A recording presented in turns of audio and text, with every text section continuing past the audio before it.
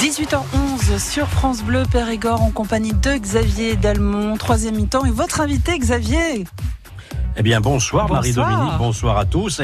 Et mon invité, son objectif est clair, les championnats du monde d'athlétisme à Doha, au Qatar. Johan Koval, pour répondre à votre question, est donc notre invité ce soir. L'athlète périgourdin en a fini avec sa préparation hivernale, ponctuée par un championnat d'Europe indoor. Là, il attaque la dernière ligne droite avant les mondiaux. Autour de Johan Koval ce soir, dans le troisième mi-temps, Lionel Dagès de la Dordogne Libre et Raphaël Dubourg du journal Sud-Ouest. Émission réalisée jusqu'à 18h45 par Éric Génon. Troisième mi-temps sur France Bleu Périgord. Xavier Dalmont. Bonsoir Johan Koval. Bonsoir. Fraîchement sorti de l'entraînement. Franchement, il faisait bon quand même, mais ça va. Bon. Tout juste. Vous étiez en bas de la radio. Tout juste, c'est ça. Qu'est-ce que vous faisiez? Un footing, des petites lignes droites et on fait un peu ventiler. Alors, on fait un petit peu ventiler, un petit footing. Mais ça veut dire quoi concrètement? Combien de minutes? Là, j'ai couru avec le coach, donc l'allure était assez modérée. C'était 50 minutes à 12 km/h à peu près. Après, des lignes droites 10 fois 100 mètres en faisant tourner les jambes juste pour le fun pour faire monter un peu le cardio avant de venir à la radio pour être bien chaud. Parfait. Vous imaginez ça, Lionel Dagès, 50 minutes à 12 km/h? Oui, j'imagine rester, oui, puisque je peux en faire autant, mais beaucoup moins vite, moi. D'accord, c'est déjà formidable. Bonsoir Lionel. Bonsoir. Merci d'être avec nous. Bonsoir Raphaël Dubourg. Bonsoir. Ça vous fait pas peur, vous? Moi, sur mon vélo, j'ai peur de rien. Non, mais il y a pas de problème. Bonsoir Raphaël, bonsoir. C'est sympa d'être avec nous. Sud-Ouest, c'est la Dordogne Libre, partenaire évidemment de troisième mi-temps. On va beaucoup parler de votre actualité, Johan Koval, jusqu'à 18h45. Dans votre saison, Johan Koval, vous en êtes où là aujourd'hui, si on devait saucissonner un petit peu cette saison? Je dirais que c'est le début de la saison estivale qui commence juste aujourd'hui. C'est pas un poisson d'avril. Exactement dans 6 mois jour pour jour se déroule la série des championnats du monde le 1er octobre à Doha. Donc c'est aujourd'hui que le travail vraiment spécifique commence, que la reprise, on va dire, professionnelle à 100% dans l'entraînement, dans l'alimentation, dans le sommeil. Je l'ai fait cet hiver, j'étais pro. Mais là, je laisse plus de place au hasard ni au détail. Il faut être présent dans 6 mois et donc ça commence aujourd'hui à être tout carré.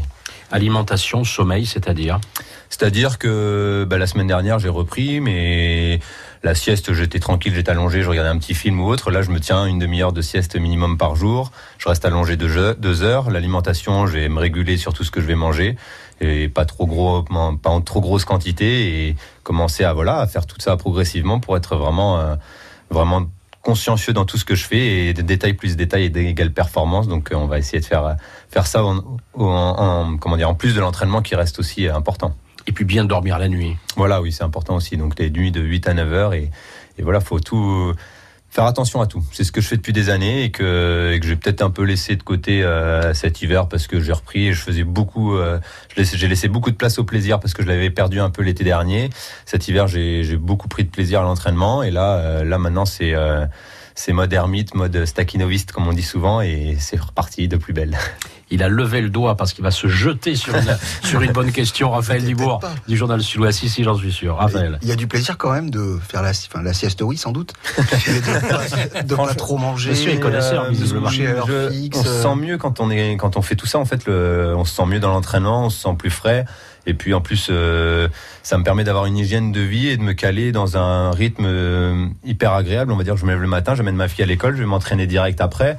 Et comme ça, j'ai mes 6 heures de récup entre les 2 entraînements et je renchaîne le soir. Bon, aujourd'hui, c'est un peu réduit. J'ai 5h50 de récup parce que je devais être là un peu plus tôt que prévu à la radio. Mais sinon, j'ai un rythme de vie, qui se cale en fonction de, ma vie perso, ma vie pro.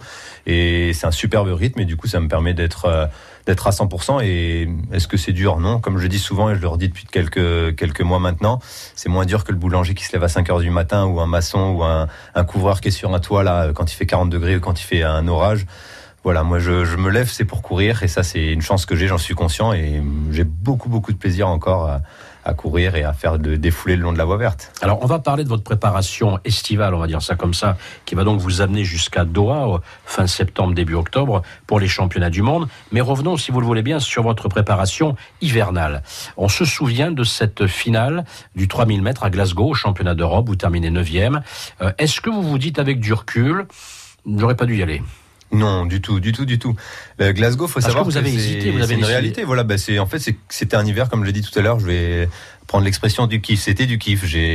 On s'est décidé tardivement. Mi-décembre, on fait une séance de vitesse avec Patrick. Ça se passe plutôt pas mal. On dit, qu'on tente les Europes. Donc, à 1 mois et demi d'échéance, enfin, un peu moins de 2 mois des Europes, on tente l'aventure.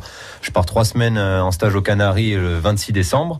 Je fais 3 semaines aux Canaries et 2 semaines au Portugal. Et sur ces 5 semaines de stage, on peut pas dire que ces 5 semaines, c'est une vraie préparation. J'arrive à me sélectionner au championnat d'Europe. Donc après, on hésite. Est-ce qu'on y va, on n'y va pas, on fait les France ou pas? Je vais aux France et là, je pars. Je fais une gestion de course catastrophique. J'arrache la 3e place sur une course très relevée. Et là, potentiellement, j'ai mon billet pour les Europes. Et du coup, on se dit, go, on fonce. Après, il me reste 10 jours de préparation. Je les optimise au maximum pour être prêt pour les Europes. Là, j'arrive aux Europes, la course catastrophique que je déteste. Voilà pourquoi j'avais arrêté le 1500 mètres et l'Indoor, parce que c'était hyper tactique et c'est pas ce que c'est pas là où je m'exprime le mieux. Malgré tout, je vois que c'est hyper lent, hyper tactique. Je pars aux avant-postes, je mets une bastos, comme on dit dans le milieu, une soupape, quoi. Et ça passe pas. Mais bon, après, quand je vois que le podium s'éloigne, c'était pas mon objectif de l'hiver. C'est pas beau de dire ça, mais je lâche prise, en fait. Je vois que je peux pas faire le podium. Je déroule mon dernier 400 mètres et je fais 9e. La place est anecdotique. C'est pas joli de dire ça parce que quand on a une maillot de l'équipe de France, il faut se défendre au maximum. Mais là, dans la configuration dans laquelle je suis arrivé sur ce championnat, j'ai pris beaucoup de plaisir. L'été dernier, je suis arrivé aux Europes avec du stress, j'avais peur, je me suis demandé ce que je faisais là. Et cet hiver, c'était complètement différent et ça, pour moi, c'est gagné. L'hiver est gagné et là, je repars avec la banane et comme je disais, j'étais avec le coach chaleur sur le canal et c'est beaucoup de plaisir à m'en entraîner quotidiennement. Donc voilà, une erreur, non, du tout. Alors, est-ce que sur cette finale de Glasgow, vous ne regrettez pas d'avoir secoué le cocotier, comme vous dites? Non. Au final, je regarde le regard des Français et les messages que j'ai reçus sur les réseaux sociaux, ça a plu. Parce qu'il y avait 2 jeunes là qui sont en train d'arriver, qui explosent tout au niveau mondial, des 2 Norvégiens, et qui sont souvent aux avant-postes et que personne n'ose attaquer. C'est un peu les élites du moment. Mais moi, il n'y a pas de Norvégiens, de Kenyans ou quoi que ce soit. Aujourd'hui, je fais plus attention à tout ça. Si je dois y aller, j'y vais. Là, j'ai tenté avec mes armes du moment. J'étais pas armé pour gagner cette course ou faire un podium. Malgré tout, j'ai tenté. Et comme je dis avec Patrick, on ressort avec le sourire aux lèvres de ce championnat. Il y a des jeunes Français qui arrivent, qui se sont un peu mis devant moi là. Et voilà, il me reste 2 ans pour montrer sur piste. Je parle bien. Il me reste 2 ans pour montrer que je suis encore présent et que je peux faire de belles choses. Et après, on passera à autre chose sur marathon. Mais en attendant, je suis armé pour cet été de confiance. Et ça, c'est le principal. Lionel Dagès d'Ordonne Libre, ensuite Raphaël. Justement, le fait que les championnats du monde, comme vous avez dit cette année, soient le 1er octobre, beaucoup plus tard que d'habitude, puisque d'habitude c'est en août, c'est du confort, c'est gênant, c'est une saison qu'il a fallu gérer. Enfin, c'est tout un programme qu'il a fallu gérer. Je me donne un objectif à long terme avec pour intermédiaire les championnats. Enfin, à long terme, c'était les championnats du monde. Donc ça fait, j'ai repris en octobre dernier, et donc ça fera 1 an de reprise de l'entraînement il y a 1 an. Et là, j'ai coupé 15 jours après les Europes. Donc en gros, là, j'ai vraiment 6 mois spécifiques pour me préparer pour ces championnats. C'est du plus que ce que j'ai fait cet hiver. Et du coup, ça décale tout, mais j'ai su couper 15 jours. Là, j'ai repris une semaine de natation, de vélo, j'ai pas couru, et je prends le temps de monter en puissance. Et du coup, je pense qu'avec une bonne gestion, ça va être bien géré. Après, c'est tout le programme dans la suite qui va être compliqué. C'est ça, enfin, qui va être compliqué. Il faut savoir que là, on a déjà écrit les grandes lignes jusqu'aux Jeux Olympiques de juillet l'an prochain. Et donc, je vais faire ma coupure de 6 semaines, pas de 6 mois, je coupe pas 6 mois, en décembre cette année. Donc, aujourd'hui, 1er avril jusqu'à mi-décembre, je vais pas couper. Donc, j'aurai des 1-2 jours de repos. Mais donc là, c'est une grosse phase d'entraînement, de compétition. Et après, il y aura 6 semaines de coupure. Donc là, c'est pour ça que faut mieux avoir la banane maintenant, sinon je suis mal parti. Qui est-ce qui gère ce planning exactement? Avec Patrick, en fait, on s'est posé avec mon entraîneur, on s'est posé autour d'une table. C'était fin janvier au Portugal, et on a écrit les grandes lignes du programme. On a un peu placé 2-3 meetings de la saison déjà.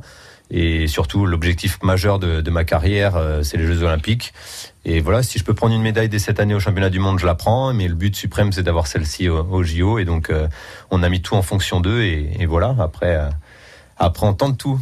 C'est ça le plus important. Alors, les JO, c'est 2020, on est bien 2020, oui. Donc, ça, c'est loin, mais ça arrive super vite. Ça fait déjà plus de 3 ans que j'étais à Rio. Et 2020, c'est déjà demain. Raphaël Dubourg, Sud-Ouest. Vous parliez du stress que vous aviez l'été dernier, du plaisir qui revient. On a l'impression que c'est souvent dans votre carrière où il y a des moments où ça va un peu moins bien, d'autres où vous êtes un peu euphorique. Comment vous le gérez? Comment vous vous faites aider éventuellement? J'ai fait de la sophro il y a un moment donné. J'ai un peu arrêté la sophrologie, et il faut dire que faire 15 ans de sport de haut niveau aussi, ça laisse réfléchir. Et à un moment, il y a peut-être une lassitude qui s'était créée l'an dernier à être tout le temps à bloc et à 300% tout seul à l'entraînement. Des fois, c'est pas forcément facile. Et là, je suis en pleine recherche actuellement d'un préparateur mental. J'ai envie de tester l'aventure avec un coach mental, parce que j'ai fait 1 an sur l'INSEP où j'étais tenté de travailler avec un psy du sport sport, j'ai fait de la sophrologie, et là j'ai envie de tester la préparation mentale. C'est pas une faiblesse pour moi d'avoir des besoins psychologiques. Et je pense que ça peut être une force justement de savoir s'armer de tous les éléments qu'on peut apporter à une préparation. Et je pense que je suis en train de rechercher. Là, je suis en contact avec 2-3 personnes et je vais voir pourquoi pas me faire aider par un préparateur mental. Il y a des outils aujourd'hui. On a des outils en France. On a des gens qui sont compétents et il faut trouver la bonne personne qui correspond à mon besoin et à ce que je recherche. Et donc s'armer à 100% entraînement, alimentation, sommeil, préparation mentale et ça devrait être bon. Un préparateur mental spécialisé dans le sport, ça existe ? Il y en a beaucoup. Après, j'aime bien, comme j'avais fait avec ma sophrologue, elle était détachée du monde sportif et du coup, ça a apporté une nouveauté pour moi parce qu'elle a beaucoup relativisé mon approche du sport. Mais là, je veux voir. Je laisse porte ouverte et s'il y a des gens qui entendent ce message, d'ailleurs, n'hésitez pas à me contacter parce que je suis en plein dedans et du coup, j'ai envie de tester. Pour moi, je l'ai dit, c'est pas une faiblesse, c'est un plus qui peut m'aider, donc je fonce. Votre passage à l'INSEP, que vous a-t-il apporté ? Beaucoup de changements personnels, c'est-à-dire que j'avais beaucoup d'appréhension depuis tout jeune où je critiquais un peu le système parisien et pour moi, tout le monde était à fond sur l'INSEP et moi, je pensais que je pense que c'est une très belle structure qu'on peut utiliser avec la cellule fédérale qui a été mise en place là-bas. Donc c'est un très très bel outil. Ça m'a apporté beaucoup de compétences supplémentaires au niveau de la musculation parce que j'avais un préparateur physique et tout est mis en œuvre pour la performance forcément. Alimentation, justement sommeil, il y a des études sur le sommeil, des études sur l'alimentation. Là pour Doha, on nous a proposé d'aller là-bas s'entraîner dans des conditions similaires à la chaleur. Donc il y a vraiment tout est prévu pour la performance. De toute façon, c'est l'Institut de la performance. Donc c'est une année que je ne regrette pas. Après, je pense qu'on peut mettre en place des choses chacun dans sa petite ville, comme je l'ai fait moi à Périgueux, en s'entourant des bonnes personnes et des personnes compétentes et motivées. Et aujourd'hui, je regrette pas d'être venu non plus. Je regrette pas cette année, je regrette pas. Mais est-ce que vous vous y êtes vraiment senti à l'aise ? Honnêtement, oui, parce qu'il y avait une cellule de demi-fond qui venait de se créer. Il y a eu des personnes dans le haut niveau, dont un athlète qui a fait double médaille aux Europes l'an dernier sur 5000 et 10 000 et qui m'a un peu tiré vers le haut et fait battre mes records tout l'hiver. Après, peut-être que j'étais trop gourmand justement sur cet hiver et que ça m'a pénalisé l'été. On refait pas le passé, mais bon, je pense que ça a été un plus. Et comme je disais avec Patrick encore tout à l'heure sur l'entraînement, je pense que cet hiver, j'ai beaucoup été moins dans l'intensité à l'entraînement et pourtant je fais des chronos qui sont hyper satisfaisants, 3e au France, donc c'est le travail est acquis et ne se perd pas, donc je pense que tout ce que j'ai fait auparavant ça restera quand même dans mon cœur. Alors il y a maintenant cette préparation estivale que vous avez attaquée avec un premier stage en Espagne qui va arriver très rapidement. Voilà, du 18 au 30 avril, un stage fédéral. Je pensais que c'était à Séville, mais c'est pas à Séville. Non, c'est à Valence. Voilà, Valence. C'est moi qui ai fait un souhait au niveau de la Fédé de m'entraîner avec les jeunes parce que j'aime bien apporter ma petite expérience et à la fois avoir leur un peu retrouvé cette fougue que j'avais quand j'étais tout jeune à attaquer n'importe où, n'importe quand et donc un peu jouer avec eux et donc ça c'est un plaisir de collaborer avec la Fédé. Et après au mois de mai du 6 mai au 3 juin, il y a un stage national aussi en Afrique du Sud, là un peu plus élitiste, on va dire entre guillemets. Et c'est avec Patrick aussi qu'on va se rendre là-bas parce que Patrick est reconnu coach national maintenant, donc Patrick sera avec moi sur le stage en Afrique du Sud. Donc voilà, une belle préparation en vue de cet été. Raphaël Dubourg et Lionel derrière. Raphaël. Ça va être des conditions particulières à Doha, je suppose. Comment on se prépare c'est compliqué parce qu'apparemment le stade d'échauffement est un stade couvert, climatisé. Bon, je vais dire un message un peu perso, c'est que je pense que l'argent fait du mal au détriment du sport. En fait, l'argent a pris le dessus sur le détriment sportif. Faire un championnat du monde en octobre à Doha, le public, je sais pas s'il sera présent. La chaleur et les conditions météo seront catastrophiques. Le marathon part à minuit, donc médiatiquement parlant, ça va être catastrophique. Et bon, après le business il sera peut-être présent, mais bon, nous on verra pas ça en tant que sportif, donc c'est un peu dommage, je trouve ça un peu dommage, mais bon, ça c'est un petit coup de gueule perso. Après s'entraîner dans un stade climatisé l'été, je trouve ça complètement ridicule. Et il y a des grosses turbines dans le stade de compétition qui vont baisser la température du stade à 25 degrés, qui seront éteints au moment des épreuves et qui vont permettre de s'entraîner, de courir dans des conditions un peu, on va dire, contrôlées. Et vous allez devoir vous adapter à tout ça. C'est ça. Donc moi j'ai la chance d'avoir un tapis roulant aussi à la maison. Donc je vais essayer de m'entraîner. Je vais en parler encore tout à l'heure. Dans des conditions un peu plus chaudes. Donc ça va être bizarre. Mais bon, de courir sur tapis à 30 degrés, ça va faire bizarre. Mais bon, ça va être ça. Ça va être minimum 30 degrés dans le stade. Donc Votre femme va être contente. Je pense, mais bon, ça va, il est écarté de la maison. Non, ça va être particulier, mais bon, ça sera pareil pour tout le monde et peut-être que ça sera plus avantageux pour les Africains. C'est plus ces conditions tout au long de l'année que nous, donc on verra bien. Alors l'Afrique du Sud peut justement peut-être vous rendre service. C'est aussi pour ça que qu'on va là-bas avec Patrick pour l'altitude, 1400 mètres d'altitude. On connaît le site et mais du coup la température qui peut afficher 30 degrés au mois de mai. Lionel Dagès, Dordogne Libre, pardon. Et est-ce qu'au niveau des meetings estivaux, vous en avez choisi certains justement dans des conditions chaudes comme ça, peut-être Rabat par exemple? C'est hyper compliqué aussi. Du coup, j'ai envie de favoriser le circuit français, le système français. On a des beaux meetings en France. Et donc là, je suis en train de voir pour courir Monaco, qui est dans le circuit en plus Golden League. Diamond League maintenant, pardon. Diamond League. Et donc ça, c'est début juillet. Je crois que c'est le 12 ou le 14 juillet. Et après Paris, qui est fin août. Donc pour le moment, il y a 2 grandes lignes en gros sur ma saison, plus les championnats de France qui sont aussi juste avant Paris en août. Donc voilà. Après, je pense qu'il faut faire les minima assez tôt. Et en plus, c'est un système de ranking et de minima. C'est compliqué pour les JO et les mondiaux. Et du coup, on marque des points dès maintenant pour l'année olympique. Donc il se peut qu'en gros, je sois présélectionné olympique cette année. Donc faut pas se rater. Quel est le risque quand on est un athlète de votre niveau et qu'on a en point de mire les championnats du monde au début du mois d'octobre? Le risque principal, c'est quoi? La blessure? Blessure, je touche ma tête. J'ai jamais été blessé jusqu'à présent. Juste après l'émission là, je pars en soins récupération avec mon physio. Donc je mets tout en œuvre encore une fois pour être performant. Donc le risque, c'est, je dirais plus le surentraînement, parce que 6 mois, ça peut paraître loin, mais c'est proche aussi et c'est loin aussi. Enfin, c'est compliqué à dire, mais ça passe très vite. Et là, je suis déjà assez gourmand à l'entraînement et enfin, comme je dis, je suis assez fan de ce que je fais et j'aime bien le dépassement de soi. C'est une des valeurs que j'ai depuis toujours. Et encore samedi, là, je m'entraînais avec les jeunes et ils en faisaient moins que moi. Et sur leur dernière répète, moi, il m'en restait 15 derrière. Et sur leur dernière répète, j'ai voulu montrer que j'étais là. J'ai mis une grosse accélération et j'aime bien jouer. Et je pense que ça fait partie du jeu et le risque, c'est d'en faire trop tôt. Voilà, je dirais c'est plus surtout ça. Mais je pense qu'on a bien calé avec Patrick, on a coupé quand il fallait. Là, j'ai repris vélo, natation. J'étais à la piscine 3 fois ou 4 fois il y a 15 jours dans la semaine. Ça m'a assez énervé parce qu'il me bloquait, il m'empêchait de courir alors que j'avais envie de courir. Et donc là, il lâche un peu le lion et il faut le calmer parce que j'ai vraiment faim d'entraînement. Et quand on a un athlète comme vous, on est à l'aise dans l'eau? Bof, pas trop, mais bon, je me mets mon chrono, je mets mes écouteurs et j'essaye de chaque séance l'une après l'autre d'aller de plus en plus vite. Je vais pas très vite, mais bon, je m'améliore et ça, on a toujours le défi. Et là, dans tout ce que je fais, de toute façon, je suis un compétiteur et chaque fois qu'on va dans l'eau, on essaie d'aller plus vite que la fois d'avant. Alors, Johan Koval, vous avez dit il y a quelques instants, quelques minutes maintenant, l'objectif, c'est une médaille aux Jeux Olympiques de Tokyo.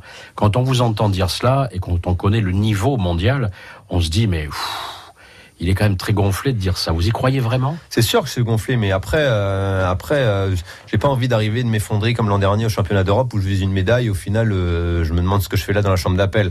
Et c'est pour ça aussi que je vais m'encadrer d'un préparateur mental pour être sûr, confiant jusqu'au bout. Toute l'année, quand on se prépare depuis des années que je fais du haut niveau, à chaque entraînement, chaque compétition, chaque meeting qu'on peut faire, on est dans cet objectif. Là, si je fais ce chrono, ça va m'aider à aller chercher une médaille, une place de finaliste, etc., etc.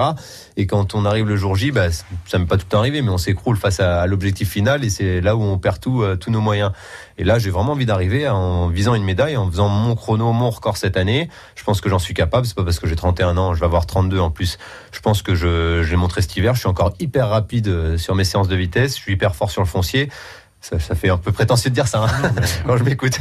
Mais je pense que je peux y arriver. Si j'arrive à faire moins de 8-10 avec mon aspect tactique et mes valeurs que j'ai eues sur 1500, je peux y arriver. Donc il faut y croire et on va se préparer pour. Raphaël Dubourg, Sud-Ouest. Quel souvenir vous gardez de vos 2 participations au jeu? Je reste très content de mes 2 Jeux Olympiades. Un peu de mauvaise gestion en demi-finale des championnats des Jeux Olympiques à Londres où je fais demi-finaliste et je pense que j'avais une place de finaliste dans les jambes. Après, c'était la gestion, l'expérience, le stress, encore une fois, à regarder les concurrents. Je pense que je perds ma place en finale plutôt que de m'écouter moi-même. Après, à Rio, je visais un top 6 et je fais 6e. Après, ça se transforme en 5e place.